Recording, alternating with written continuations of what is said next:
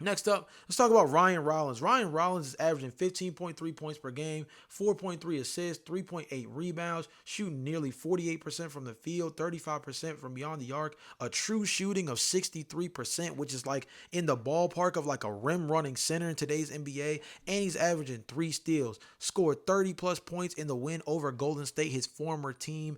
And the reason why I'm just so interested in Ryan Rollins with what he's been able to do so far this season is because he's a smaller representation of something that I think is a big storyline a lot of people don't talk about in today's NBA. In the NBA and in sports in general, there's this weird discussion around the idea of guys needing to be ready made out the gate when they are drafted, right? And I think there's plenty of representations around the league of guys that just simply need to either develop over time to grow into the kind of player that they're projected to be, or they simply just need a better situation. Sometimes the first team you're drafted to isn't the team that can actualize what your real upside is.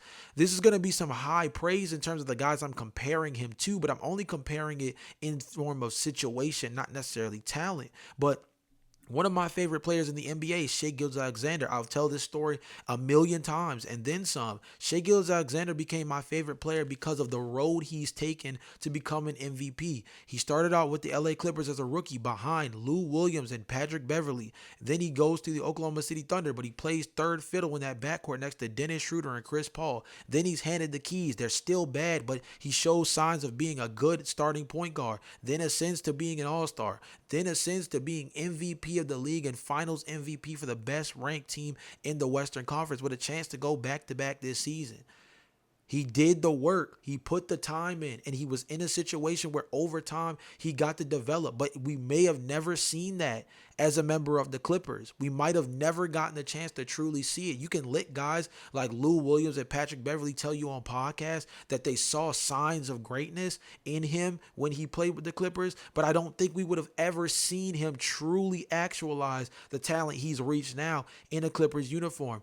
Another guy that I think is really interesting, but didn't necessarily do it the same way in terms of changing teams, but I think did it in a way of taking these kind of progressive steps, is Austin Reeves, the talk of the town this year. I talked about it in yesterday's episode of him taking these steps from going undrafted and betting on himself. He negated a bunch of different opportunities where teams were clamoring to get him in the undrafted free agent market, and he directed himself to land in the laps of the Los Angeles Lakers. He started out as a role player, coming off the bench, just providing some kind of ball handling and shooting.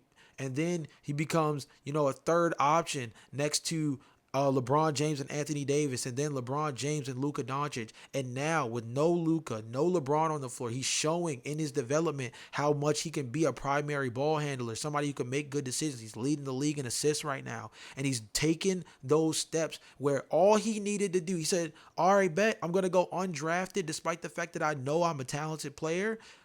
Bet I'm going to take my talents to somewhere where I think I have the best chance to thrive, and then I'm going to make the most out of my opportunity. And he's done exactly that. Another guy who I think is a perfect example of this, Jalen Brunson. Many people will tell you in that Dallas Mavericks locker room and in that front office that they saw real chance of Jalen Brunson being like a big time player at the point guard position. But none of them could have told you that he would be a fringe MVP.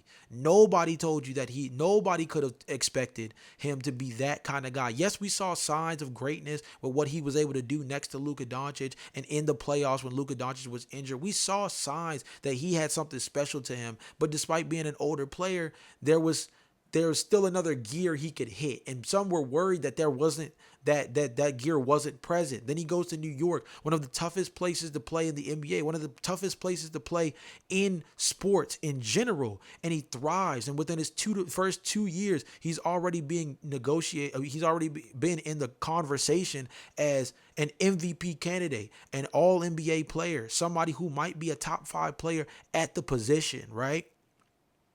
These are all representations that sometimes your first place you're drafted to isn't necessarily the place that you're going to thrive at, right? Ryan Rollins, I don't know if he has the upside of these guys that I'm using as examples, but I think he's a smaller representation of the storyline that many don't discuss in sports nowadays, which is sometimes you got to bake something in the oven before you can get it the way you want. Not everything can get thrown in the microwave and still come out pretty. He's one of those players where I think with Golden State, they just didn't know what they had in him. And with the Golden State Warriors system, it's very prevalent. You look at what they're dealing with Giannis Kuminga. He's been there for years. They've won a championship even with him on their roster. But it took until this season, this beginning portion of the year, for him to finally look like for the first time he really fits into the system that they play. Sometimes when you play for these types of teams, they just don't know what they have in you just yet, or they never find out what they have in you because they play a certain way that these players just do not fit into. And now Ryan Rollins with Giannis Antetokounmpo in and out of the lineup with question marks at the guard position with Kevin Porter Jr. being injured and Cole Anthony being on the bench for you.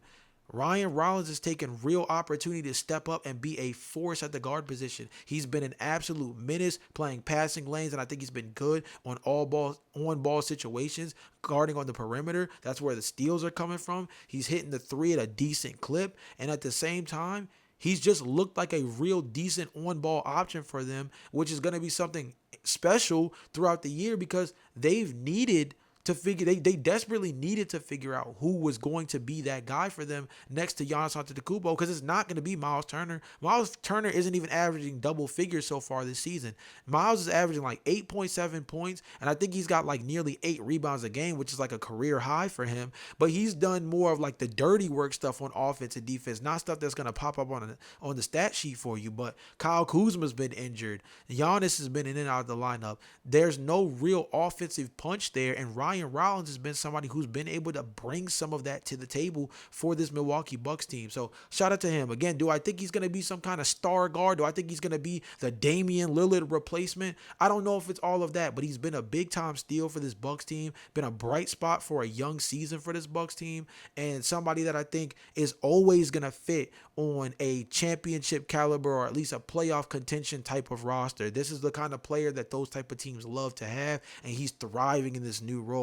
And I'm going to be paying a lot of attention to him because I think he's going to be a really interesting player this season, an X factor even for this Milwaukee Bucks team.